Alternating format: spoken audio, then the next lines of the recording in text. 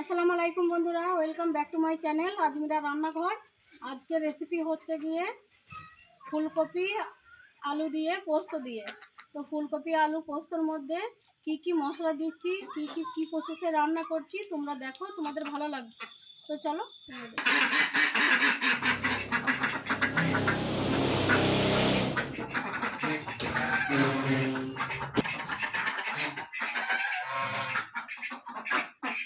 চক চক চক।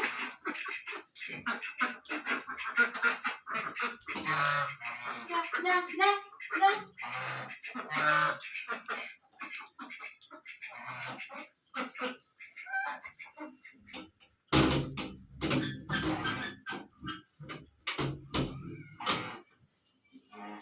ওই হাঁসটা মনে হয় খেয়ে দিয়েছে।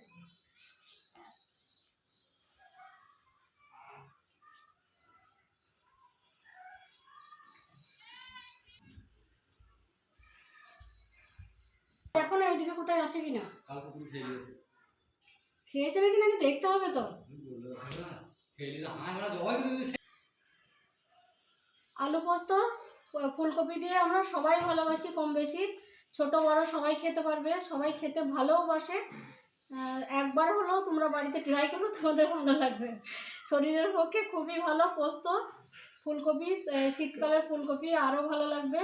একবার হলেও তোমরা বাড়িতে, আমি যে প্রসেসে রান্না করছি এই প্রসেসে তোমরাও একবার বাড়িতে ট্রাই করো, তোমাদের ভালো লাগবে।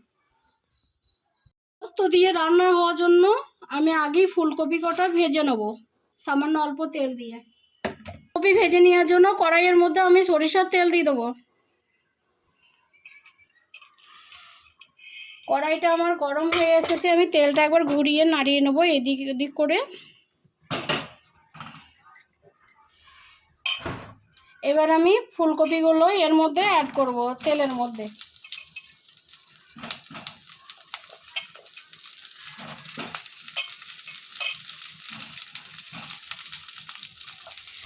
তো ফুলকপির মধ্যে আমি কোনো হলদি দেবো না, আমি শুধু ফুলকপির মধ্যে লবণটাই দেবো।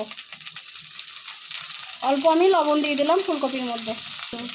যেহেতু পোস্ত দিয়ে রান্না করব এর জন্য আমি সাদা করে রান্না করব, ওই জন্য আমি হলুদের মধ্যে অ্যাড করব না।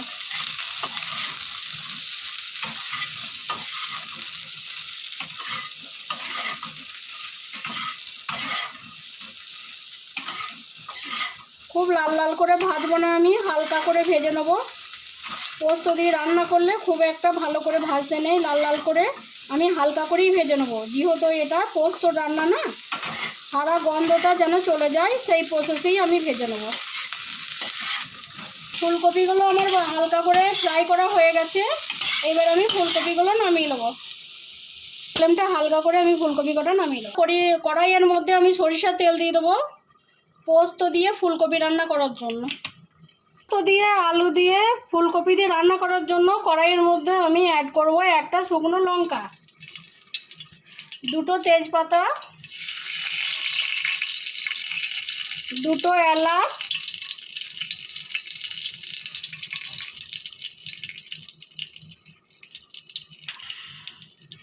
তিন টুকরোর মতো দারচিনি, দুটো লং। সবকটা উপকরণ আমি একবার নেড়ে দেবো। এরপরে এর মধ্যে অ্যাড করব আমি পেঁয়াজ কুচি, অল্প পেঁয়াজ কুচি অ্যাড করব এর মধ্যে। আবারও আমি নেড়ে দেবো। রান্নাটা খুব সিম্পল রান্না, শরীর চর্চার জন্য খুবই ভালো, খেতেও খুব ভালো হয়। এরপরে আমি অ্যাড করব লবণ, 1 চামচির মতন আমি লবণ দেবো। পরে অ্যাড করব আমি গোটা কাঁচা জিরে। আবারও একই প্রসেসে আমি নেড়ে নেব। যখন এগুলো দেবে তোমরা তখন যেন হালকা আঁচটা করে দিও। হালকা আঁচটা করলে এটা ভালোভাবে ফোড়নটা ভালোভাবে হয়, ফ্লেভারটা ভালো আসে। আর হ্যাঁ, হালকা আঁচটা তোমরাও করে দিও, পুড়ে যায় না। হালকা আঁচটা থাকলে কি হয়, এর ফ্লেভারটা ভালো আসে আর লাল হয়ে যায় না খুব একটা, সুন্দর ভাব আসে, এটা ফোড়নটা খুব সুন্দর হয়। ফুলকপি রান্না করার জন্য পোস্ত দিয়ে আমি আদা অ্যাড করব না, এর মধ্যে রসুনের পেস্ট দেবো 1 চামচের মতন।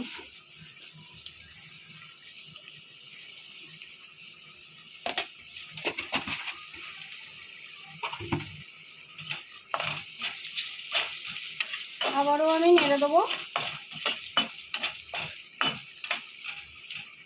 এই গ্যাসের ফ্লেমটা একটু বাড়িয়ে নিতে পারো তোমরা, যেহেতু রসুনের পেস্ট দিয়েছি, গন্ধটা মরে যাওয়ার জন্য একটু গ্যাসের ফ্লেমটা আমি বাড়িয়ে নিলাম।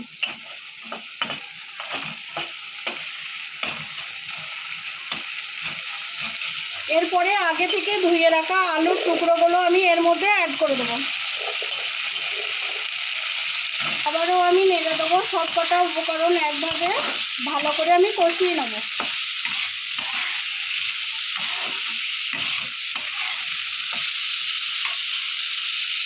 এর মধ্যে আমি অ্যাড করব কাঁচা লঙ্কার পেস্ট, ধনিয়া পাতার পেস্ট। আবারও আমি নেড়ে দেবো, নেড়ে ভালো করে কষিয়ে নেব, সুন্দর করে একবার কষিয়ে নেব। তেলটা আমার ছেড়ে এসেছে। এই পর্যায়ে আমি হালকা করে একটুখানি পানি দিয়ে দেবো। এর মধ্যে সামান্য একটু পানি অ্যাড করলাম।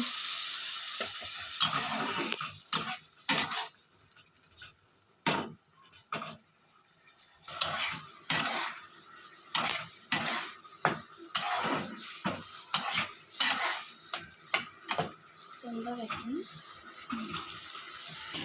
5 মিনিটের মতন আমি ঢেকে দিলাম। ঢাকনাটা খুলে আমি একবার দেখে নেব।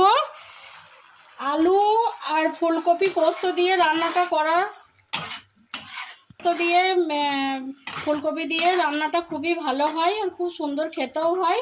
এই পর্যায়ে আমি এর মধ্যে ফুলকপিগুলো অ্যাড করে দেবো। আবারও নেড়ে দেবো।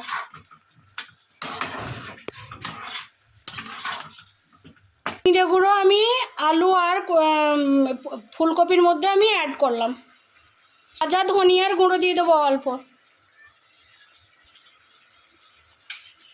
অল্প গোলমরিচের গুঁড়ো দিয়ে দেবো এর মধ্যে।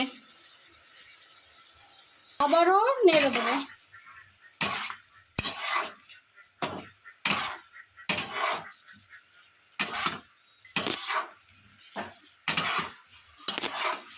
পাঁচ মিনিটের জন্য আমি একবার ঢেকে দেবো।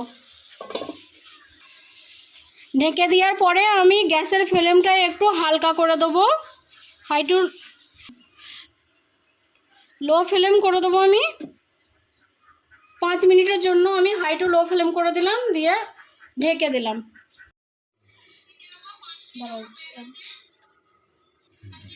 এই পর্যায়ে আমি পোস্তটা মেটে রেখেছিলাম, পোস্তটা আমি এবার ওই ফুলকপি আলুর মধ্যে অ্যাড করব।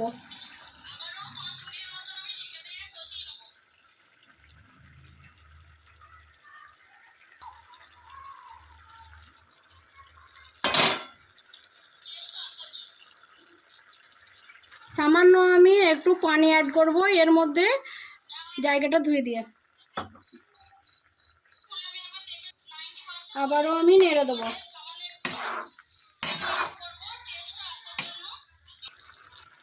টেস্টটা আসার জন্য সামান্য অল্প আমি একটুখানি চিনি অ্যাড করব। 3 থেকে 4 মিনিটের জন্য আমি একবার ঢেকে দিলাম।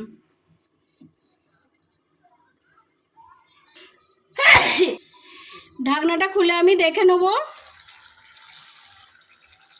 ফুলকপি আলুর তরকারিটা একবার নেড়ে দেবো। আমার 100% কুক হয়ে গেছে। এবার গ্যাসের ফ্লেমটা আমি বন্ধ করে দিয়ে এবার আমি রান্নাটা আমি নামিয়ে নেবো। সুন্দর গন্ধ বেরিয়েছে। এই যে বন্ধুরা, ফুলকপি আলু পোস্ত দিয়ে কত সুন্দর, খেতেও খুব সুন্দর হয়। আমি যে প্রসেসে রান্না করেছি, তোমরা একবার হলেও বাড়িতে এইভাবে ট্রাই করবে, তোমাদের ভালো লাগবে। ছোট বড় সবাই খেতে পারবে, খুব সুন্দর রান্নাটা হয়।